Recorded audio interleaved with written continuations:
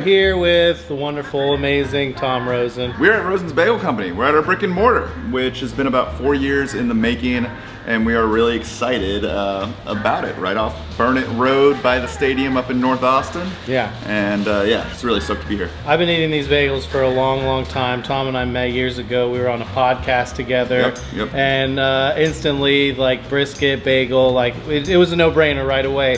We infamously did a little bit, we bought your bagels to do breakfast service at the truck. Did not last long, but what did last, outlast our breakfast service was the brisket schmear, which we have going on for the Super Bowl, right? Absolutely delicious brisket schmear. Wonderful to be offering it again. And what else do we have? We also have a brisket sandwich, which will be on our sesame seed bagel with scallion cream cheese. LeRoy and Lewis brisket, can't go wrong. Pickled red onions and some pickles.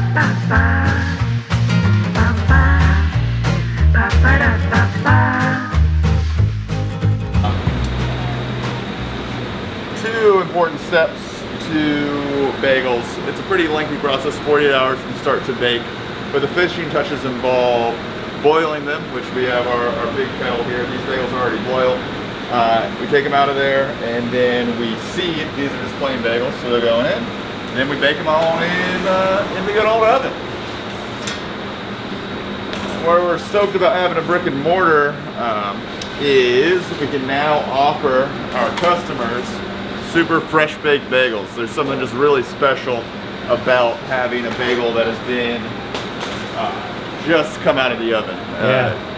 The company before operated out of a commissary kitchen, happened to be neighbors with you, and we were baking overnight. And of course it's good to have a fresh baked bagel day of, but what we can offer customers now in terms of having a bagel that's 15 minutes out of the oven versus 4 or 5 hours out of the oven is just a huge gradation improvement, and we are just really excited about what we can now offer here at the brick and mortar.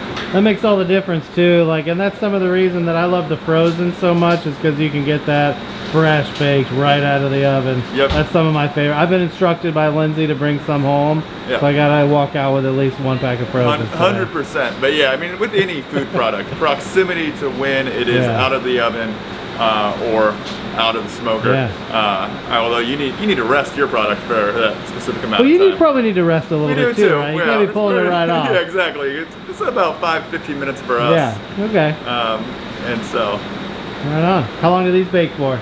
These bake for 8 minutes per side. And we flip our bagels too. Nice.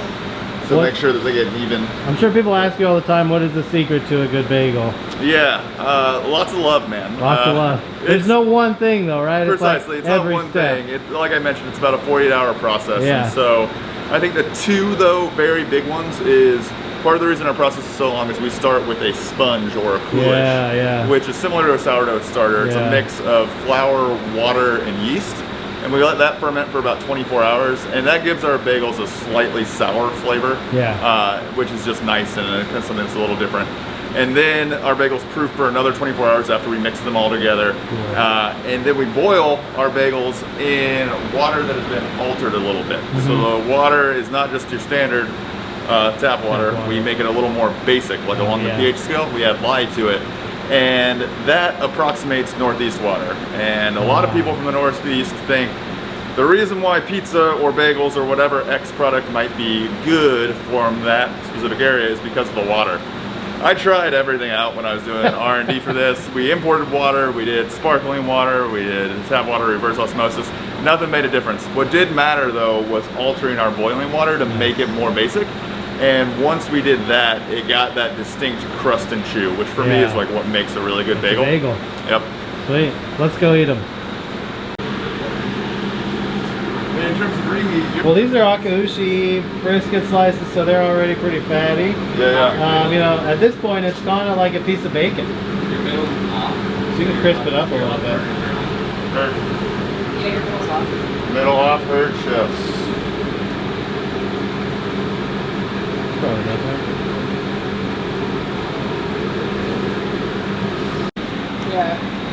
That's an intense bagel flavor. It's an intense one.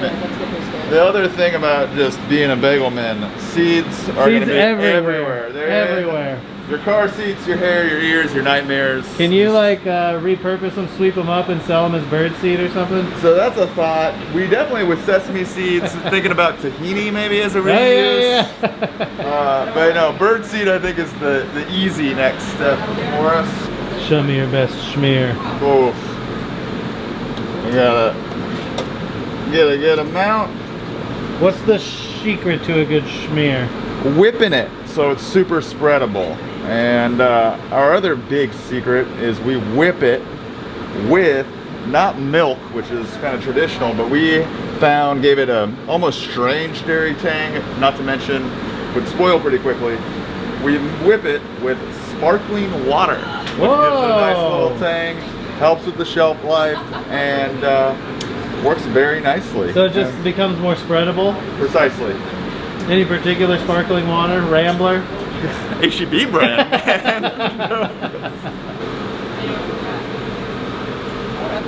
Flavorful. Joe said you weren't eating them. I told Joey to get, I don't know if you guys have a recipe, I'm sure you do, but it's some cinnamon sticks, like pepper.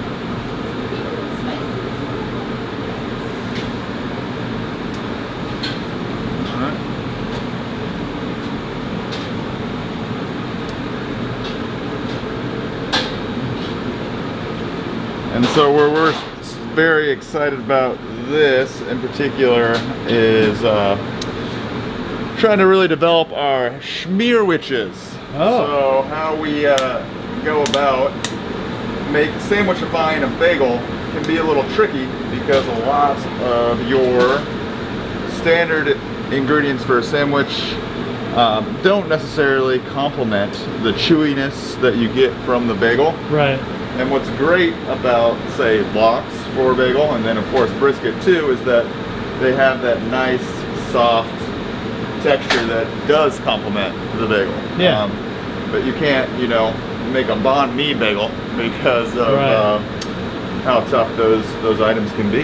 So brisket for a lot of reasons, not only because it's in your hands and it's obviously going to be delicious, but just because of how soft and moist it gets is really a nice natural pair for the bagels.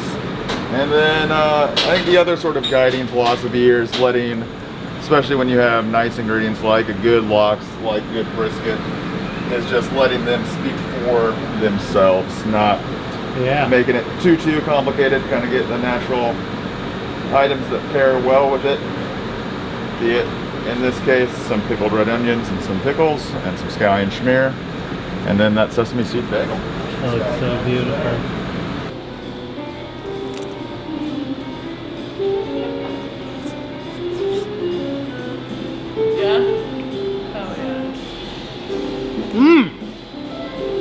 It's really good. Yeah?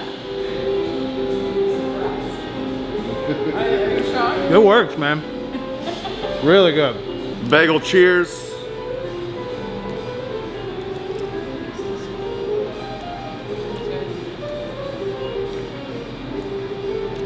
It works. That just all works together. Nothing special about getting the smokiness of the brisket in there as well. It just adds a nice touch. The scallion cream cheese really complements it. I like it.